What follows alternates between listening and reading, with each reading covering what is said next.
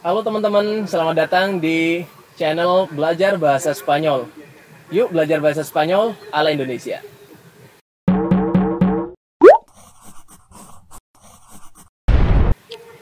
Nah, pada kesempatan kali ini kita punya program yang baru dan sekarang adalah episode ketiga dari obrolan bebas. Obrolan belajar bahasa Spanyol. Dan di episode ketiga ini kita mempunyai narasumber yang sangat ditunggu-tunggu. Dan kalau misalnya teman-teman itu adalah anggota grup Espanyol para Indonesios, nah orang ini adalah orang yang paling ditunggu-tunggu, komennya, pemikirannya, dan lain-lain, apalagi sharingnya tentang budaya dan khususnya bahasa. Nah kita langsung saja, gak perlu berlama-lama. Inilah Señor Damar. Oke, ¿Cómo está, Pak? Muy bien. Tapi baik-baik aja nih, kayaknya tambah kurus aja nih ya. Oh iya, Apa tambah sehat apa gimana nih? nggak gini apa selama corona ini 1,5 tahun ini kan saya punya program tidak makan nasi. Tidak makan nasi? Tidak makan nasi selama 1,5 tahun. Jadi untuk menguruskan, jadi dulu beratnya 78 karena makan terus, kemudian turun menjadi 67, kemudian kebablasan kurus sekali menjadi 62. Akhirnya September kemarin saya mulai makan nasi lagi. Dalam 2 bulan sudah naik 4 kilo. Jadi sekarang sudah standar 66,5 atau 67. Tapi memang rasanya lebih sehat, Rasanya lebih lebih, fresh, lebih lebih segar sehat. itu Pak ya. Tidak makan nasi nggak apa-apa.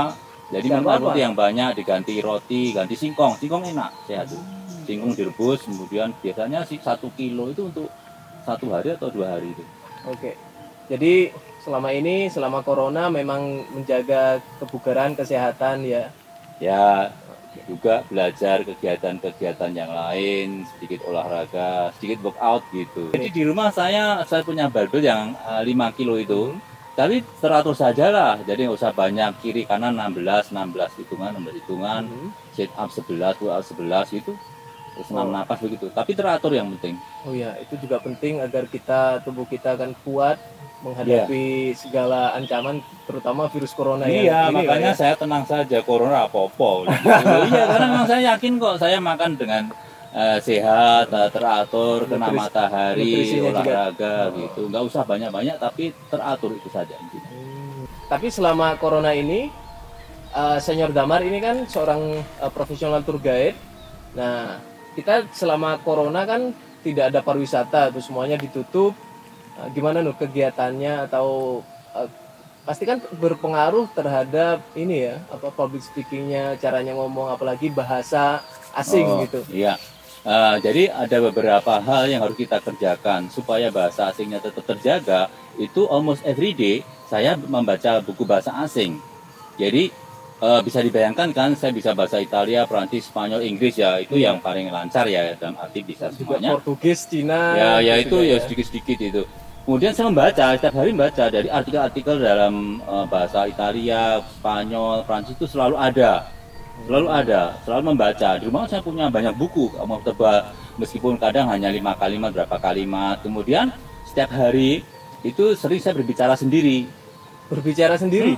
Jadi misalnya ya saya dengan binatang-binatang seperti orang gila sebenarnya. Jadi misalnya dengan Sama binatang? Iya, jadi itu salah satu cara yang sehat untuk hidup sehat. Jadi iya, dengan binatang, dengan pohon-pohon itu saya bicara sendiri. Jadi saya sendiri di kebun, jadi saya ngobrol misalnya, hari ini maaf ya, kamu aku tebang karena udah panjang sekali, batangnya begitu.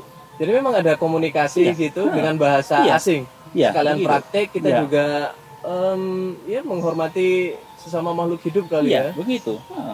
Nah, itu anti mainstream sekali karena selama saya belajar bahasa itu biasanya guru-guru atau tutor-tutornya itu bilang belajar speaking dengan diri sendiri di depan cermin. Nah, ini dengan pohon, dengan hewan. Nah, ini sebenarnya sudah dipraktekkan di kampung bahasa. Kampung bahasa yang di Borobudur seperti itu. Oh, kampung bahasa di Borobudur. Jadi mereka itu di program belajar bahasa Inggris, tapi dengan siapa saja bicara pakai bahasa Inggris, dengan kambing, dengan tanaman, seakan hidup dia.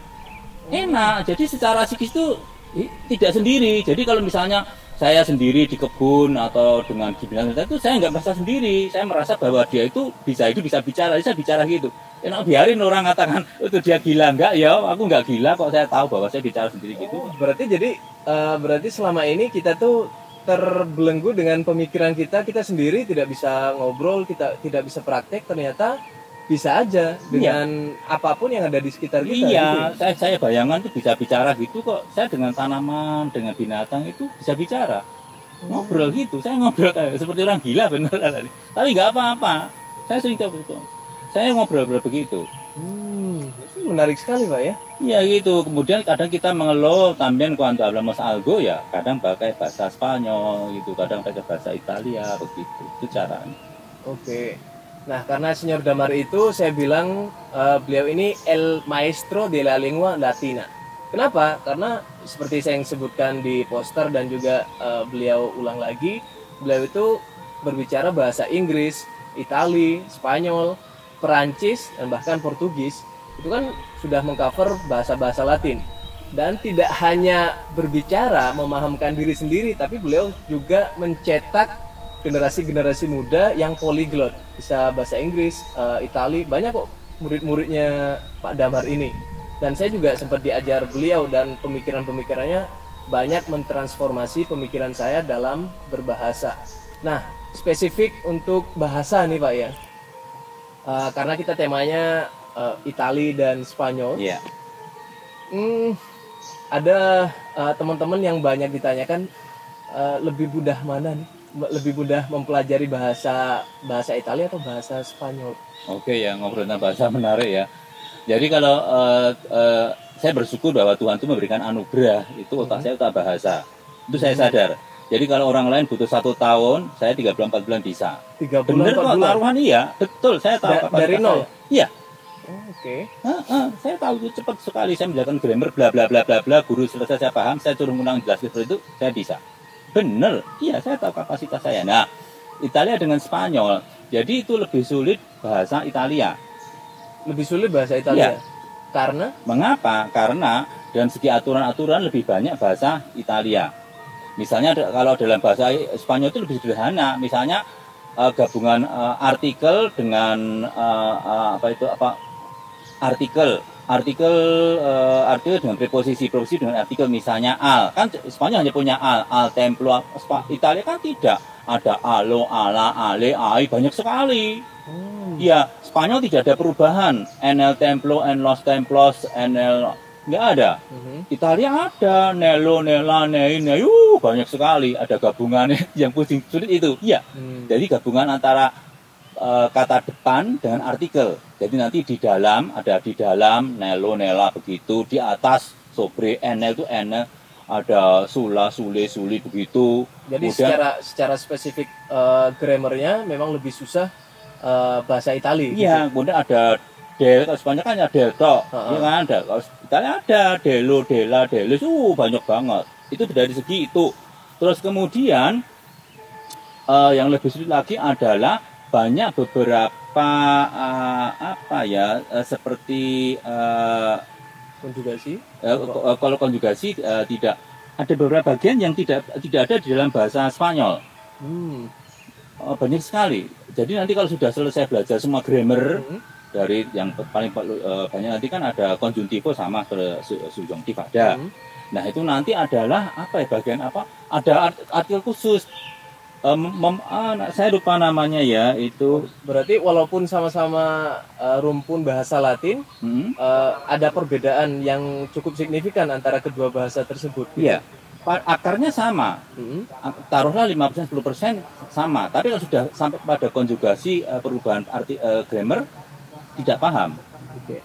Tapi kalau misalnya kita pembelajar bahasa Spanyol, katanya kan mirip. Ya. Katanya mirip kayak analoginya kayak bahasa Indonesia dan bahasa Malaysia. Jadi ya, kalau misalnya kita ngobrol sama orang Malaysia, kita masih paham. Ya. Nah, kalau misalnya kita pembelajar, masih belajar bahasa Spanyol, mendengarkan bahasa Itali itu kira-kira nyambung nggak? Tidak. Oh, tidak. Jadi apa ya? Yang itu hanya 5%, 10%. Kosakata udah beda. Misalnya comer mangiare, dia kan lebih mirip dengan manger en français. Itu. Oh, jadi memang ada beberapa kata-kata yang lebih Iya. ke Prancis Iya, daripada ke misal, Spanyol. iya, ya, iya. Cuman membacanya aja seperti Spanyol, tapi kosakata lebih banyak ke Prancis. Oke. Gitu. Misalnya salir, dulu saya sering tercampur. Salir kan dalam bahasa Italia artinya keluar. Wah. Maaf, artinya Dalam naik. Oh, dalam bahasa Naik, Spanyol salire, keluar. Kalau dalam bahasa Italia artinya naik. naik. Kalau keluar bahasa Spanyolnya usire, beda. Jadi dulu saya sering kecampur. Pertama kali ya saya kadang, waduh, ini salir Spanyol atau Italia, karena gitu, karena kok sama. Dulu pertama kali saya waktu ngomong kalau pakai bahasa Spanyol itu, waduh, ini saliri apa itu kadang iya, karena sama. Itu kadang memang tantangan buat pembelajar beberapa bahasa atau polyglot, ya orang yang bisa banyak bahasa, itu kadang switch dari bahasa satu ke bahasa yang lain bisa, tapi kadang kosakatanya nyampur gitu. Iya, itu pertama wajar. kali, wajar, normal. Jadi nggak usah takut. Nah kemudian pelan-pelan nanti otak akan bisa membagi. Itu butuh proses dan waktu. Dulu waktu pertama kali saya belajar bahasa Prancis dari bahasa Inggris, kadang waktu ngomong bahasa Prancis Inggrisnya keluar, itu normal. Oh, karena memang di alam bawah sadar. Iya, itu nggak masalah, dan orang asing itu menghargai kok. Kesalahan-kesalahan kita adalah kita berpikir salah tentang orang asing. Orang asing itu toleransi dan menghargai bahwa kita orang asing jika salah tidak sempurna itu biasa dan normal. Itu saya pede sekali misal saya jadi penerjemah, interpreter, kadang bahasa Jawa saya keluar. Saya kan mau Jawa. Ya of course, tetap bahasa Jawa keluar saya nggak apa-apa. Orang asing, sorry ya, itu bahasa Jawa saya keluar, saya bilang gitu saja, nggak apa-apa. Jadi memang nobody's perfect itu bisa mereka terima gitu ya. Iya. Jadi nggak kayak orang Indonesia yang salah sedikit aja, wah salah tuh pronunciation-nya, nggak kayak gitu. Enggak. Itu orang-orang asing nggak kayak gitu. Enggak juga orang asing, mereka menerima apa adanya. Jadi misalnya kita dengan dialek Jawa, dialek bahasa nggak usah, bahasa Inggris nggak usah. It's very interesting for us to find. Nggak usah seperti itu ya, ngapain? Aku mau Jawa ya orang Jawa, Sumatera. Mereka mengerti sepanjang pronunciasinya betul. Tujuan bahasa kan begitu, mereka menghargai. Iya, itu salah. Saya tidak suka. Karena apa? Orang Singapura kan tetap Singapura. So many people, you go first lah. Mereka nggak mau berubah seperti orang Amerika, nggak mau. Orang India juga seperti India. Iya. Gitu. Jadi kita orang Indonesia seperti orang Indonesia, Jawa ya Jawa. Jadi walaupun kita switch bahasanya, tapi tetap kita jadi orang Indonesia. Iya. Dan orang lain juga, orang yang native-nya juga memahami dan memaklumi. Iya, betul. Nah, aku kan puluhan tahun, ribuan tahun bergaul dengan ribuan orang asing toh. Jadi aku kan ngerti, mereka respect, enak. Gitu. Jadi ya itu kesalahan kita, teman-teman. Kalau misalnya kita ngobrol atau mau praktek suatu bahasa, misalnya bahasa Spanyol atau bahasa Italia atau bahasa apapun, kita tuh takut salah, takut keliru, takut diejek, iya Pak ya? Iya. Nah bahkan takut grammarnya salah, ternyata itu salah, karena menurut native-nya langsung dan native-nya bahasa tersebut, orang belajar itu wajar ini melakukan kesalahan, jadi nggak perlu takut, nggak perlu ragu, ngobrol aja gitu ya. Ngomong. Namanya orang asing itu kan belajar kan salah itu lumrah. Belajar dengan satu paket. Jadi kalau orang belajar pasti salah. Kalau kamu belajar tidak salah, jadi guru. Jadi guru saja kalau kamu belajar kok nggak mau salah. Jadi sebenarnya mindset atau lingkungan kita itu yang salah atau gimana? Lingkungan kita yang salah. Karena apa? Kesalahan-kesalahan dalam dunia pendidikan kita adalah sejak dulu guru, keluarga, orang tua kita itu menuntut untuk kita menjadi benar terus. Padahal untuk menjadi benar itu harus salah dulu. Kalau kamu nggak pernah salah, nggak pernah benar. Saya benar sekarang, tapi zaman dulu kan saya membuat banyak kesalahan. Betul, jadi orang hanya menentukan sudah suksesnya saja toh, bagusnya toh. Iya, jadi normal ya. Jadi memang kalau misalnya ibarat kita mau pakai motor, pakai sepeda kayak gitu, sebelum sepedanya lancar, jatuh berkali-kali. Iya kan begitu. Jadi memang kita mengubah mindset ya, mengubah cara berpikir bahwa satu, belajar bahasa itu harus berani ngawur. Ngawur itu penting sekali. Oke, tadi itu juga ngawur juga ya, ngobrol sama binatang, pohon. Berani ngawur, kemudian berani salah dan memahami bahwa salah dan belajar itu satu paket, tidak bisa dipisahkan. Kalau orang belajar pasti salah. Kemudian orang pasing itu pasti membuat kesalahan. Loh, sekarang kan kamu orang Indonesia, ujian bahasa Indonesia berapa? 7 toh? Tapi kan bisa bahasa Indonesia, nggak tersesat. Sama orang Inggris tuh ujian nggak mungkin nilainya 10, ujian paling nilainya 7. Tapi bisa bahasa Inggris mana saja. Aku orang Jawa ngomong bahasa Jawa, tapi nilaiku nggak mungkin kalau aku ujian bahasa Jawa nilaiku 9, ya gitu ya. 7 paling. Tapi bisa bahasa Jawa, sama. Jadi memang karena mindset kita aja Ya, takut salah, mindset kita. terbelenggu ini, Betul, takut iya. disalahkan, takut diejek Iya. dan lain-lain. Tapi ya pada dasarnya ya udah ngobrol-ngobrol aja, ngomong-ngomong aja, nulis-nulis aja. Iya, Karena harus saja.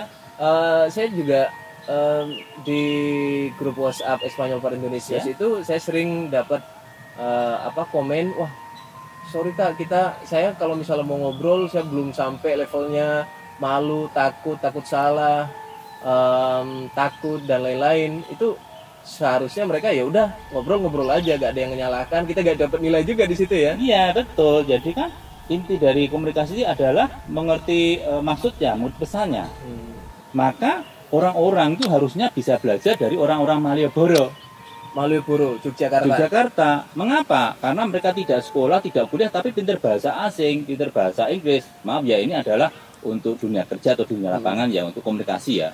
Kalau untuk dunia kerja, komunikasi, ngobrol itu lebih mudah, karena yang penting adalah kita saling mengerti. Jadi pesannya tersampaikan, Betul, selesai. betul. You and me tomorrow airport. Oke? Iya, Boleh nggak ada yang tertawa, ya boleh nggak ada yang tertawa. Mengerti, selesai. Yang tertawa kan kita. Oh iya, betul. Kita punya kesalahan juga menetapkan orang lain. Itu kesalahan kita. Mencari buruknya. Itu bukan budaya itu ya, kebiasaan kita lah yang jelek gitu ya. Iya. Tomorrow I will flying. Paham? Paham. Sampai mati pun itu salah ya. Iya. Grammar. Nah, tapi kan paham. Selesai. Guru bahasa Indonesia kita setiap hari berbicara bahasa Indonesia yang salah.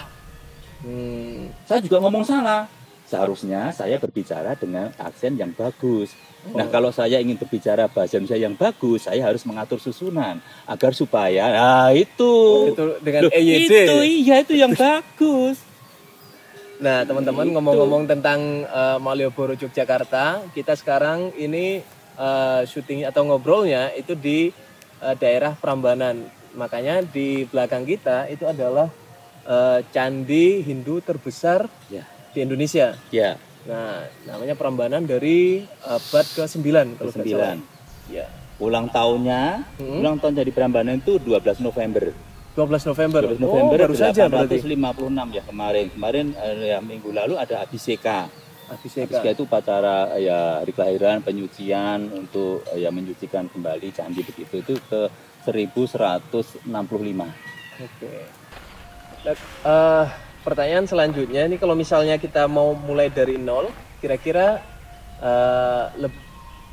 dianjurkan, direkomendasikan untuk belajar bahasa Spanyol atau bahasa yang lain? Kalau sebenarnya satu itu berdasarkan minat. Oke. Berdasarkan minat itu penting sekali ya. Kalau kita udah minat, sudah ngeh, itu dia akan lebih cepat daripada tidak. Misalnya ngeh bahasa Prancis, ngeh bahasa Inggris, ngeh bahasa Jepang, ngeh bahasa Italia, seperti itu. Oh, memang berdasarkan kesukaannya, minatnya di bahasa apa, ya udah kita belajar bahasa itu. Ya. Bukan berdasarkan paksaan-paksaan Bukan. Nah, kemudian memang kalau secara grammar aturan bahasa Italia lebih sulit karena apa? Kalau banyak aturan, kemudian itu kata-katanya lebih kata kerja misalnya, kata kerjanya itu kan lebih panjang daripada bahasa Spanyol. Ya, karena kan, karena semuanya kan ditambah e. Oke. Ya, jadi kalau misalnya dormir, dormire, entrar, entrare, invitar, invitare, begitu. Maka ketika kita belajar bahasa Spanyol pindah ke Italia kesulitan karena menambah itu lebih sulit daripada mengurangi. Oke. Jadi memang pindahnya itu harus menyesuaikan dengan tambahan-tambahan yang tadi ya. Iya. Nah, teman-teman, kita bergeser sedikit karena memang musim hujan sekarang, tadi gerimis. Jadi kita berpindah ke gazebo yang masih dalam kawasan Prambanan juga. Nah, menyambung dari obrolan kita yang tadi tentang bahasa Spanyol dan bahasa Itali, yang mana yang duluan, yang mana yang lebih mudah, ternyata memang bahasa Spanyol karena lebih simple. Dan kalau misalnya mau belajar bahasa Itali, beradaptasi atau belajar lagi gitu dari bahasa Spanyol, itu memang lebih harus menyesuaikan dan memang kosakatanya lebih panjang gitu ya, kata kerjanya. Nah, ada yang juga bertanya gini, kalau misalnya belajar bahasa asing itu harus punya basic bahasa Inggris nggak sih? Nah, sebenarnya untuk bahasa-bahasa Eropa saya sarankan belajar menguasai bahasa Inggris dulu. Mengapa? Karena Inggris secara tenses, secara aturan itu dia lebih sempurna, lebih banyak, lebih rumit. Nanti kita punya perbandingan untuk tensesnya, ada present tense, past tense, yang lain kan ada di bahasa Inggris. Sementara kalau kita bahasa Indonesia saja itu sulit, tidak ada pembandingnya. Saya dulu pernah mengajar, misalnya ada orang yang belajar bahasa Italia itu tanpa bahasa yang lain, jadi biasanya bahasa Indonesia. Jadi ya, langsung belajar bahasa Italia. Gitu. Ya begitu. Jadi saya sih bisa. Dianya yang kesulitan kan untuk membandingkan. Tapi akhirnya juga bisa. Tapi akan lebih mudah kalau sudah menguasai bahasa Inggris dulu atau pernah belajar bahasa Inggris. Karena memang belajar bahasa itu bukan hanya formula, rumus, tapi kita mengubah mindset, past tense, present tense gitu yang nggak ada di bahasa Indonesia. Iya, Indonesia. Dan sebenarnya untuk masalah tenses, grammar itu bisa nomor ke-3, ke-4, ke-5, ke-6. Justru yang penting itu sebenarnya adalah menguasai kosakata. Oke. Iya. Jadi memang menguasai kosakata dulu, perbanyak kosakata itu lebih penting. Itu lebih penting. Kemudian kalau kita ibaratnya anak kecil kan dia bicara tanpa grammar. Ibu nanas anget, oh panas banget kan gitu. Ya paham kan? Ya bapak grammar setelah ada anak remaja diatur tata bahasanya, kita ngajarin sopan santun, etika, grammar kan setelah anak-anak dewasa. Oke, berarti memang awal-awal itu kita pronunciation dulu, mengenalkan kata-kata, dan kalau misalnya sudah banyak sambil lalu kita perbaiki grammarnya. Gitu. Iya, misalnya saya pernah mengajar, pertama kali saya juga agak kaget. Pertama adalah ada seorang murid yang dulu pernah tinggal berapa tahun di Spanyol.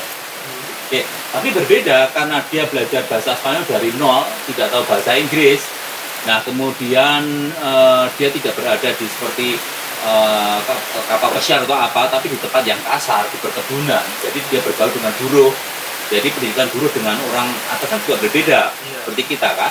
Yang ngomong bahasa Spanyol itu tanpa grammar, ya yo comer ayer, paham kan? Paham yo, kalau mau ngomong yo comer ayer paham, itu salah semuanya. Lebih baik berbicara salah tapi paham daripada menyalahkan tapi tidak bicara. Bahasa itu gitu. Yang kebanyakan orang-orang Indonesia kita menyalahkan tapi tidak berbicara. Iya, itu kan membuat mental kita down ketika wah nanti kan disalahkan, nanti salah, nanti ini, nanti itu. Nah, ngomong aja dulu. Yang penting ngomong, ngobrol, menyampaikan apa yang mau disampaikan. Salah urusan belakangan kayak gitu. Iya, karena kita orang asing. Setiap orang adalah orang asing. Kita berpikir bahwa dia orang asing. Nah, orang asing itu kan berpikir bahwa kita juga orang asing.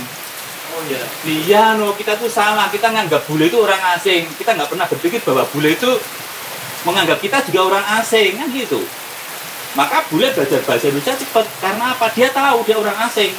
Jadi kalau salah bahasa Indonesia tidak masalah. Kita maafkan, wajar. Saya tidak gula. Kan gitu di restoran. Iya. Teman saya tidak rambut. Gundul kan gitu, paham. Saya teh tidak gula, tidak kan no. Jadi no sugar berarti kan tidak gula. Gitu. Yang penting pesannya sampai dan mereka pede-pede aja ya. Iya, habis itu nanti kan sudah tinggal pelan-pelan mengharuskan grammar dan aturan itu butuh waktu. Nah, ini juga kalau misalnya tadi yang bahasa Inggris bisa menjadi fondasi untuk belajar bahasa-bahasa Eropa yang lain. Gimana kasusnya kalau misal ada teman-teman yang memang tidak bisa bahasa Inggris nih, tapi pengen banget belajar bahasa Spanyol, itu gimana tuh? Apa ada tips sendiri ya? Nah, ada. Jadi istilahnya misalnya nanti kita harus mengerti pengajar yang tidak mengerti hukum-hukum atau aturan-aturan menerjemahkan. Misalnya begini, sebenarnya kan saya kan iyo. Kayak Riko, Riko, paham toh? Paham. Gimana saja kamu ngomong Riko, mereka paham kok. Bukan Yose Riko kan gitu. Nah, kemudian kita harus tahu. Pasti begitu orang Indonesia yang tidak bisa bahasa Inggris, Riko. Nah, kenapa pakai SOI? Padahal SOI tidak terjemahkan. Nah, kemudian kita harus menjelaskan aturan-aturannya. Oh iya harus pakai SOI karena nanti kalau membuat negatif bagaimana, bertanya bagaimana. Nah, itu harus menjelaskannya lewat aturan-aturan dalam grammar. Yang memang pada bahasa Indonesia itu berbeda peraturannya. Iya, begitu. Misalnya nanti, nah kasusnya seperti ini. Itu nanti kita itu adalah ada semacam yang namanya rasa bahasa. Jadi misalnya di dalam misalnya estoi aki. Nah, kalimat estoi aki ini dalam bahasa Indonesia bisa diterjemahkan menjadi hampir 10 kalimat yang artinya sama. Maksudnya? Ya, estoi aki, saya di sini.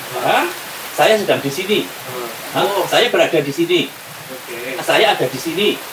Saya sedang ada di sini. Saya sedang berada di sini. Yang artinya sebenarnya sama. Iya, sama. Itu variasi. Nah, nyambung dari itu juga. Saya di sini yang ringkas kan gitu. Betul.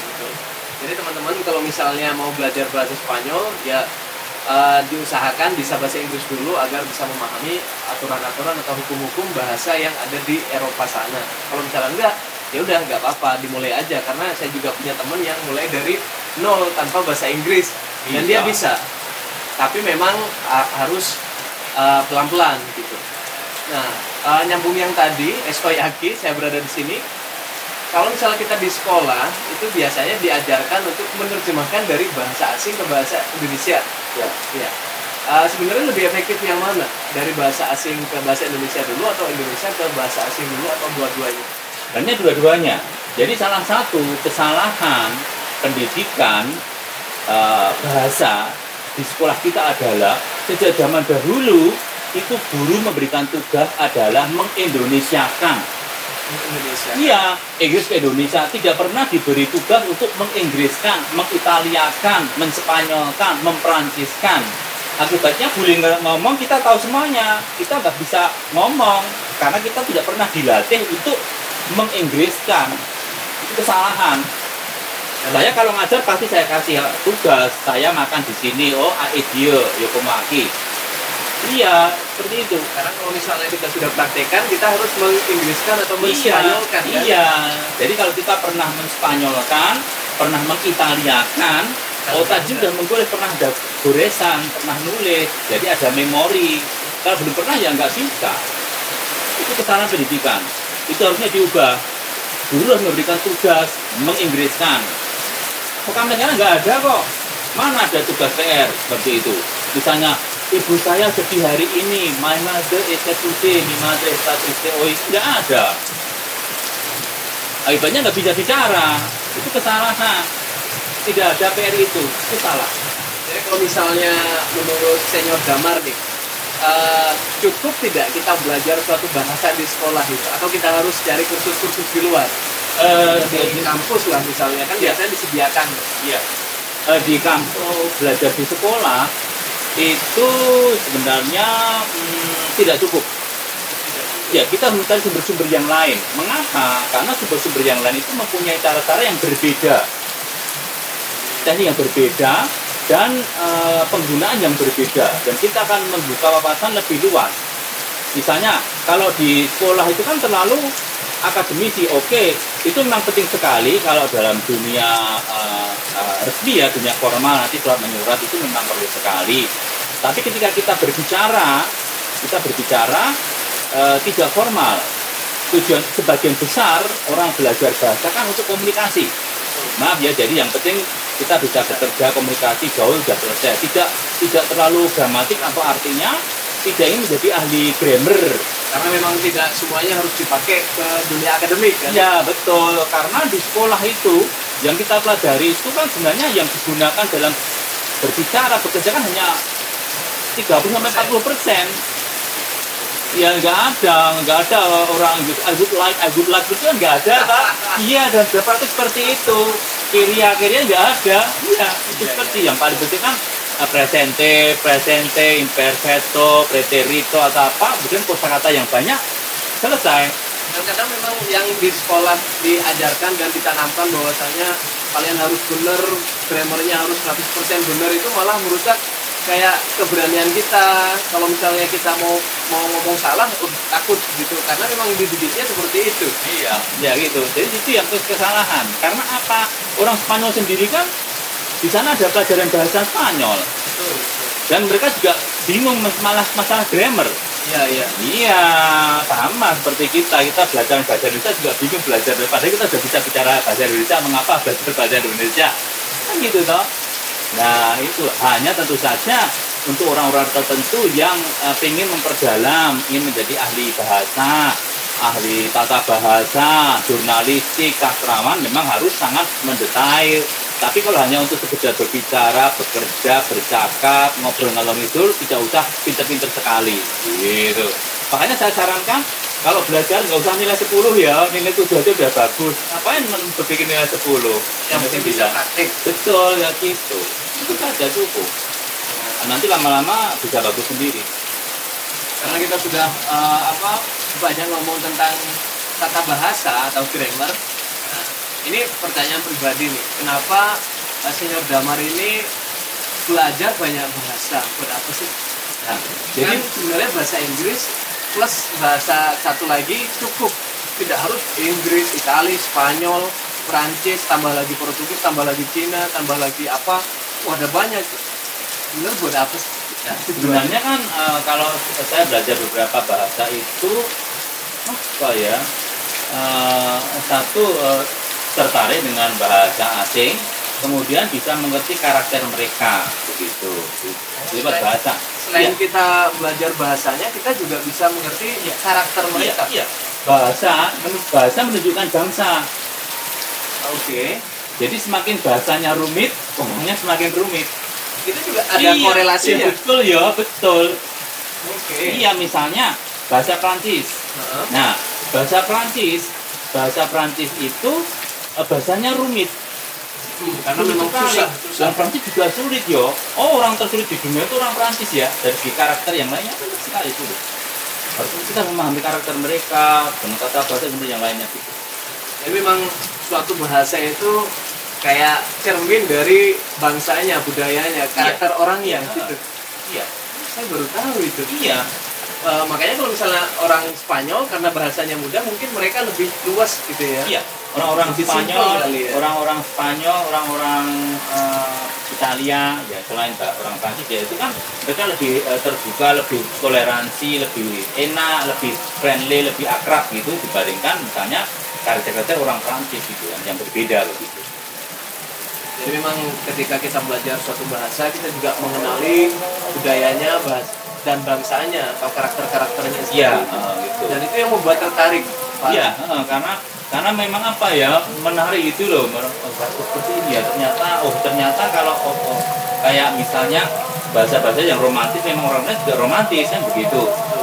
Misalnya berbeda ya bahasa-bahasa Latin, Italia, Prancis, Spanyol itu romantis dan kemudian beda. Misalnya orang apa ya orang Italia maaf ya ini sorry to say gitu maaf orang Italia itu tidak cocok secara tertutup itu dengan orang-orang Jerman. Orang Jerman tidak suka dengan orang Italia, dengan orang Spanyol. Kenapa? Karena apa? Orang Jerman kan dianggap terlalu serius. Orang Jerman itu pinter-pinter, teknologi, membaca buku terus.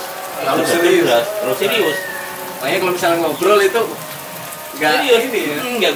Kalau orang Italia, orang Latin, orang Spanyol itu banyak tertawanya. Lebih ceria, Iya, karena menikmati. allegri. Gitu. Oke. Ya, nah orang-orang Jerman mengatakan orang-orang Italia, orang Spanyol itu orangnya maaf itu orang pintar-pintar karena nggak suka membaca. Oh, mungkin literasinya agak Iya. Maka dalam dunia pariwisata kan jarang sekali orang Italia, orang Spanyol membaca buku. Iya, kalau orang Jerman, orang Perancis tulisnya apa? Oh hari ini kesini, ini bagus betul dibaca. Kalau orang Italia, Spanyol kan santai enggak. Yang penting mereka datang menikmati foto-foto di Bawah begitu, kurang lah. gitu. Memang dari karena memang dari segi karakter budaya mereka orang-orang yang suka budaya seni dan tidak tidak serius sekali dalam menghadapi kehidupan begitu. berorientasi ke apa sesuatu yang lebih serius gitu. Ya, yang lebih gitu. menikmati hidup. Ya begitu. Lebih Jadi longgar. ya teknologi kan penemuan teknologi kan jarang dari mereka ya. Seperti itu ceritanya. Jadi meriah gitu. Nah, dari Senior Damar sendiri nih, kalau misalkan banyak sudah yang bahasa asing yang dikuasai, semakin tahu itu semakin bosan atau malah semakin tertarik nih? Jadi kalau semakin tahu, jadi kadang yang menjadi kendala untuk belajar bahasa itu adalah muridnya itu malas. Murid itu malas, pengennya cepat bisa, nggak bisa, butuh proses, ya nggak bisa ya, butuh proses dan waktu, dan masing-masing memiliki kecerdasan yang berbeda, itu harus diketahui. Kemudian setelah grammarnya yang menjadi kendala adalah kosakata, karena kosakata ada ribuan. Padahal untuk bisa berbicara itu harus punya 3.000 sampai 4.000 kosakata. Untuk conversation. Iya, makan, tidur, pergi, keluar, merah, putih, bunuh, itu jumlahnya sekitar 4.000-an. Nah, setelah 4.000 terkuasai, otomatis kan kita harus menambah kosakata. Seperti saya sekarang masalah saya hanya kosakata. Kalau grammar saya sudah tahu, kosakata kan harus tambah lagi. Ini. Nah, itu harus dengan membaca artikel atau menemukan masalah. Kalau kita tidak punya masalah, hidup kita tidak maju. Ya, itu ingat. Betul, karena memang setiap kayak topik, kayak tema sekarang pandemi, itu kan suatu kosakata baru, mungkin ada COVID, virus, symptoms dan lain-lain. Iya, betul. Itu sesuatu yang baru dan itu yang harus ditingkatkan.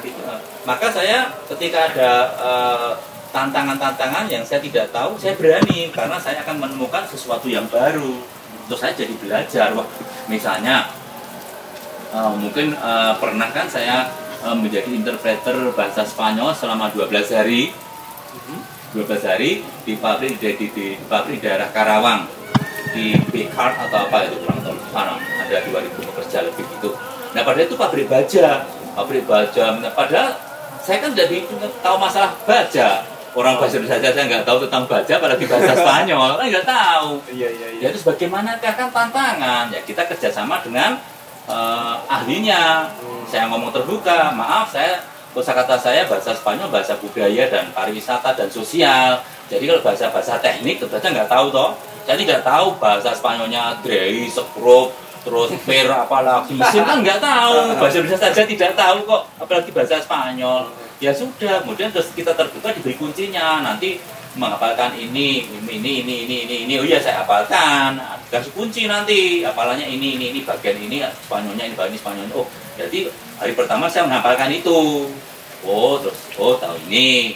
Jadi memang itu salah satu cara untuk menambah kosakata dengan menemukan problem seperti itu ya. Betul. Kalau kamu nggak punya masalah, hidupmu tidak maju, selesai. Iya. Memang kita harus out of the box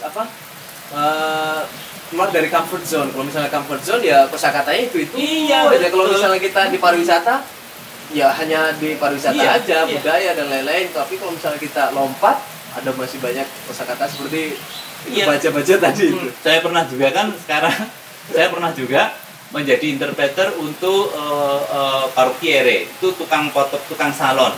Saya kan jatuh istilah salon, motong rambut, gradasi, toning, terus apa, potong pinggir, nggak tahu. Ya terus tenang, saya bicara. Hari pertama ketemu sama orangnya. Oh besok bicara tentang ini. Saya tidak tahu istilah-istilah salon loh. Oh iya silahkan.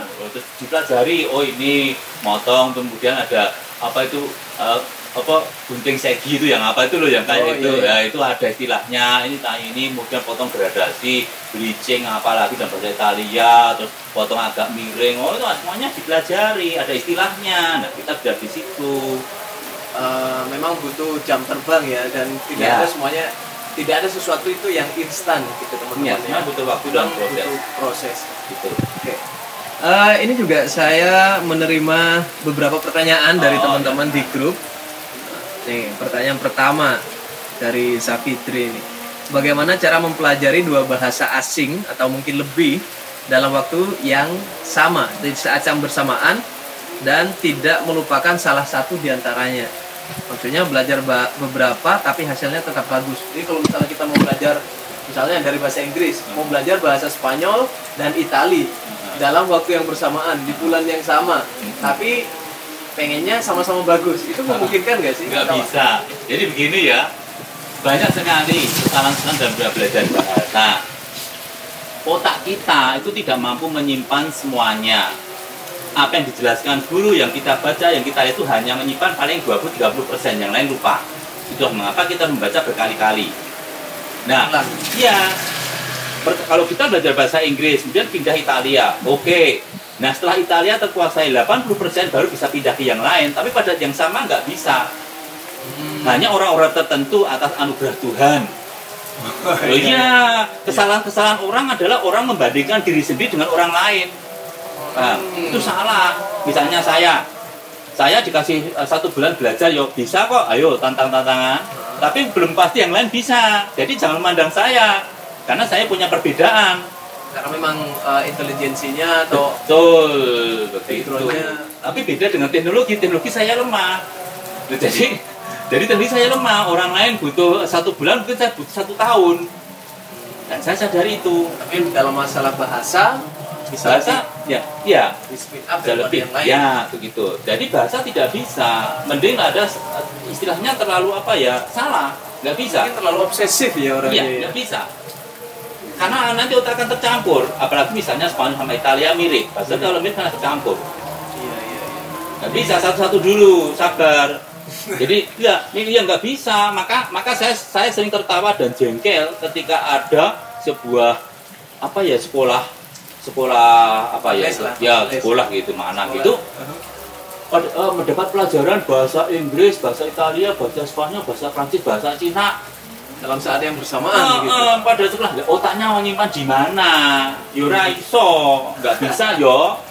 Ngajarnya bisa, muridnya kan ya nggak bisa. Iya. Gitu. Itu juga gurunya ganti-ganti, muridnya sama kayak gitu. Ya, orang iso ya nggak bisa ya.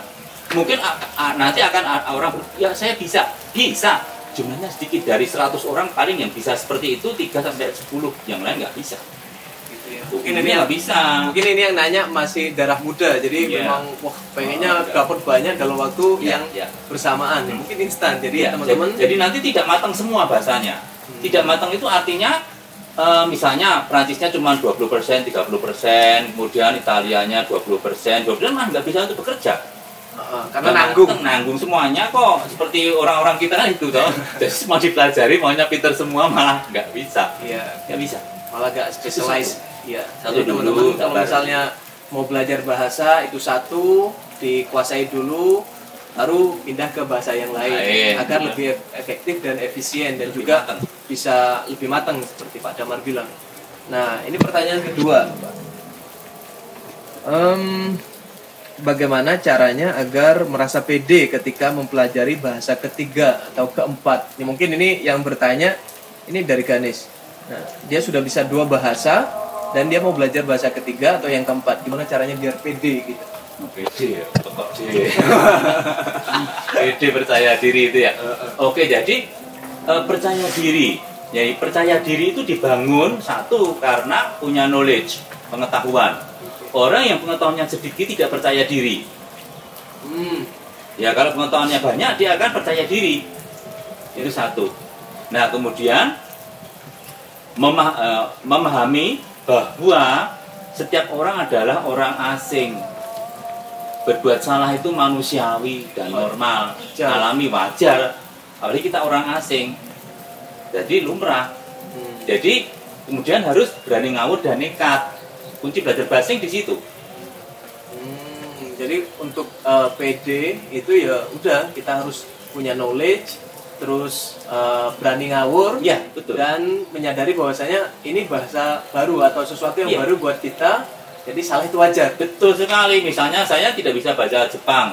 Ada orang Jepang bertanya pada saya hanya tahu bahwa berputar itu bahasa Jepangnya mawaru.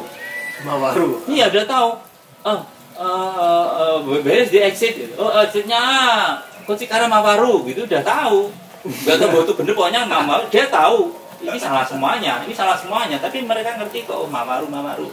Oh, jadi yang penting pede aja. Ngawur gak apa-apa. Iya, lah kan aku orang asing. Ngapain aku bener-bener semua? Wong aku ujian bahasa Indonesia saja nilaiku 7 kok. Aku harus ujian bahasa Spanyol nilai 10-9. Ya nggak bisa. Aku orang asing kok sempurna. Gitu. Bahasanya sendiri aja. Iya, perfect ya. Iya, gitu caranya. Nah, gitu ya teman-teman ya. Seperti itu kita akan cepat maju. kalau misalnya mau pede seperti yang Senior Damar bilang tadi, ya udah kita tingkatkan knowledge. Kalau misalnya bisa dan ngawur, Ya, ngawur dan sekali udah bahasa ngawur. ngawur dan ya seperti yang awal-awal tadi dijelaskan, yaudah kita ngobrol ngomong kayak orang edan gitu, ngomong sama kucing dengan pakai bahasa Inggris atau bahasa Italia atau bahasa Spanyol, ngomong sama pohon-pohon, maaf ya perdoname gitu, jadi saya mau potong sekarang, jadi bahasa Spanyol, bahasa Italia atau bahasa, nah itu kita prakteknya di situ ya. Iya, nanti itu. Oke. Iya, gitu. Nah, oh ya, karena sudah lebih dari 40 menit nih ya. Nah, pesan inilah tips untuk teman-teman yang mau belajar bahasa Spanyol, yang baru mau belajar atau yang sedang belajar. Silakan. Oke, jadi untuk teman-teman yang belajar bahasa Spanyol, kita harus tahu ya bahwa Spanyol itu sebenarnya mudah karena ucapannya seperti bahasa Indonesia, apa adanya, susunannya juga tidak dibolak-balik. Satu, harus berani ngawur. Itu penting sekali, belajar bahasa itu ngawur itu penting. Karena apa? Belajar bahasa itu kan salah tidak didenda. Ngapain kamu takut? Salah cuma jadi angin toh. I eat rice, yo comer ayer, yo beber oi. Nggak masalah kok.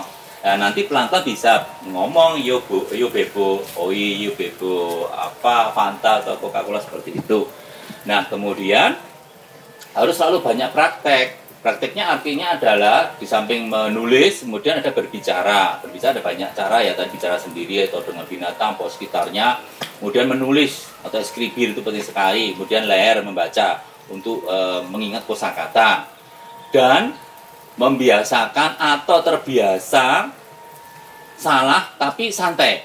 Jadi salah itu tertawa aja kalau salah. Oh salah toh, ya udah kayak itu. Aku misalnya saya waktu belajar bahasa Mandarin, saya belajar Mandarin ya saya tertawa sendiri waktu buat kesalahan. Oh ternyata ini toh, iya itu. Jadi jangan merasa takut, no, biarkan salah. Jadi salah dan belajar itu satu paket. Jadi kalau kita belajar pasti salah. Gitu. Kita salah karena kita sedang belajar. Jadi belajar dan kesalahan itu satu paket, tak terpisahkan. Gitu. Jadi gitu inti belajar begitu. Oke. Nah terima kasih Senior Damar atas waktunya. Semoga apa yang kita sampaikan, kita obrolkan bermanfaat bagi teman-teman. Yang pastinya yang Senior Damar sampaikan tadi pasti sangat bermanfaat karena semuanya isinya kata orang sekarang daging, berisi gitu ya. Iya.